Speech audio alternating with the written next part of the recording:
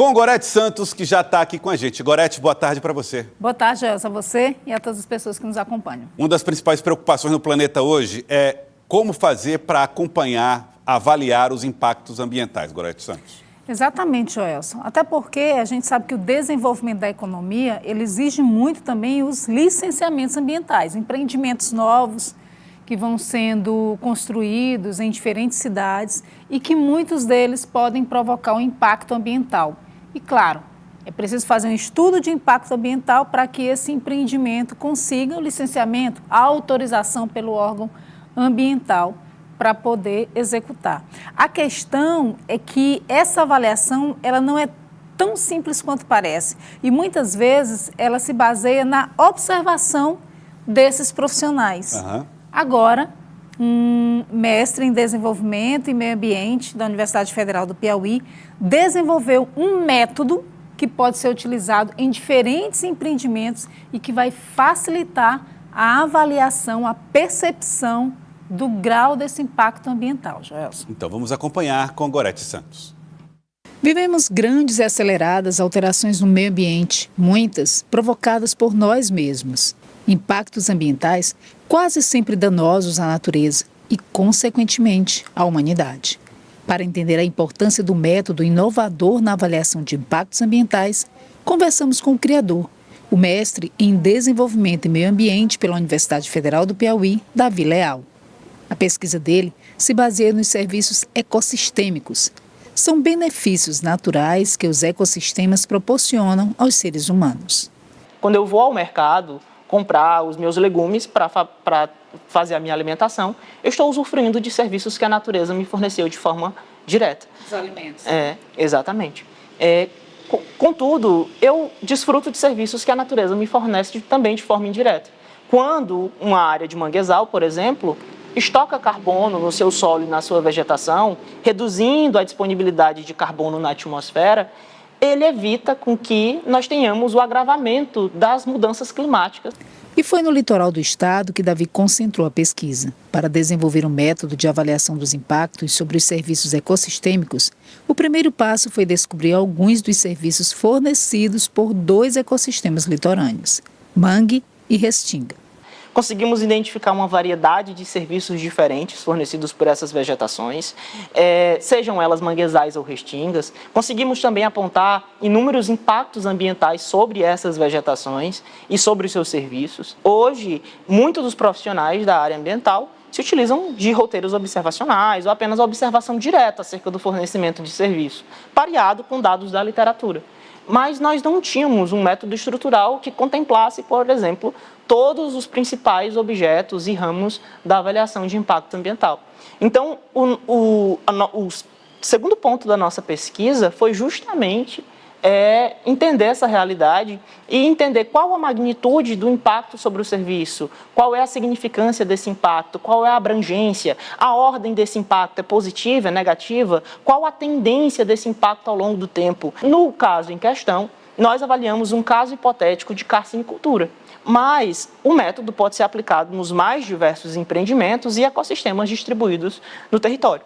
Quando a gente estruturou um método, nós avaliamos, inclusive, os diferentes momentos em que o empreendimento está ocorrendo. Após a instalação desse empreendimento, em que ele já está em pleno funcionamento, nós temos, então, outros danos ambientais que são ocasionados, como, por exemplo, o despejo de água que advém dos reservatórios de cultivo carcinícola dentro dos cursos hídricos mais próximos, alguma vegetação que ainda será suprimida, que margeiam aquele lugar. Então, e alguns serviços, impactos inclusive positivos. A partir disso, nós desenvolvemos uma equação.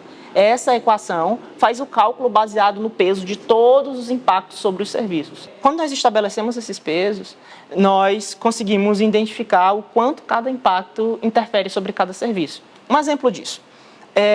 O escavamento de um tanque de carcinicultura movimenta um grande volume de massas. A retirada daquelas massas vai afetar diretamente os serviços que aquele solo fornecia. Então, quando a gente pensa em estoques de carbono no solo, quando a gente pensa em manutenção da macrofauna do solo, quando a gente pensa, por exemplo, no controle erosivo dado pela vegetação sobre aquele componente solo, são serviços fornecidos por esses ecossistemas que, ao a atividade chegar e alterá-los, inviabilizarão a permanência daqueles serviços naquele ambiente. A avaliação de impacto de forma tradicional ela já acontece, só que nós não temos o grau de impacto ao serviço. A partir desse grau de impacto ambiental, nós conseguimos cruzar com a quantidade de serviços ecossistêmicos afetados por aquele impacto. E ponderamos entre escalas de variação de impacto ocorrentes. Se afetou zero impacto ambiental, zero serviço ecossistêmico, nós colocamos o peso zero. Se afetou de 1 a 25% dos serviços ecossistêmicos, nós estabelecemos peso 1. E assim nós fomos ponderando em diferentes classes, até da classe mínima à classe máxima. O órgão ambiental, por exemplo, ele vai conseguir receber um relatório muito mais fechado, muito mais estruturado. Por quê? Eu vou ter dados muito mais claros e objetivos sobre cada fase, cada impacto e cada serviço afetado. Gorete, é impressionante a gente ver como essas pessoas estão se dedicando a entender e criar padrões que possam ajudar na identificação dos caminhos que o meio ambiente está sofrendo. Como você disse, não dá para apostar só na percepção das pessoas. Exatamente. Então, é um método que traz precisão sobre a avaliação, sobre os impactos presentes e sobre os impactos que poderão vir também. Gorete, esse conhecimento é produzido aqui no estado do Piauí. Aqui no estado do Piauí. O trabalho Piauí, é feito aqui. Na Universidade Federal do Piauí. E pode ajudar, por exemplo, que órgãos públicos do Brasil? Do Brasil inteiro, né? Principalmente os órgãos. IBAMA. Exatamente. As secretarias de meio ambiente que são responsáveis por esses licenciamentos ambientais, que vai depender também do tipo de empreendimento, né? Mas normalmente, quando a gente fala de empreendimento empresarial, no caso de empresas que vão ser montadas com um cunho financeiro, normalmente são as secretarias estaduais do meio ambiente que emitem esses licenciamentos. E aí ele falou a respeito dos serviços ecossistêmicos, né? Explicou isso no início, que são serviços que a natureza oferece para a gente de forma natural, desde o alimento. Ele citou o exemplo também dos mangues, que são grandes sequestradores de carbono e, por isso, favorecem muito o combate ao aquecimento global.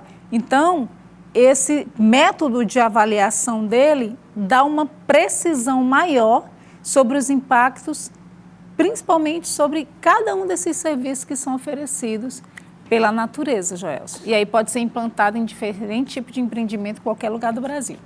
Gorete, quero agradecer. Muito obrigado, viu, Gorete, pela participação aqui com a gente, por trazer sempre pessoas, exemplos que pensam o mundo melhor para todos nós. Muito obrigado. Até a próxima. Gorete Santos, obrigado, Gorete, no Vida Sustentável. E todos vocês que acompanham a gente, muito obrigado pela audiência. E olhem, sigam as recomendações para que a gente tenha um mundo cada vez melhor, diferente e que possa dar a nós o conforto e que seja a casa que a gente precisa, esse nosso planeta que precisa de muitos cuidados.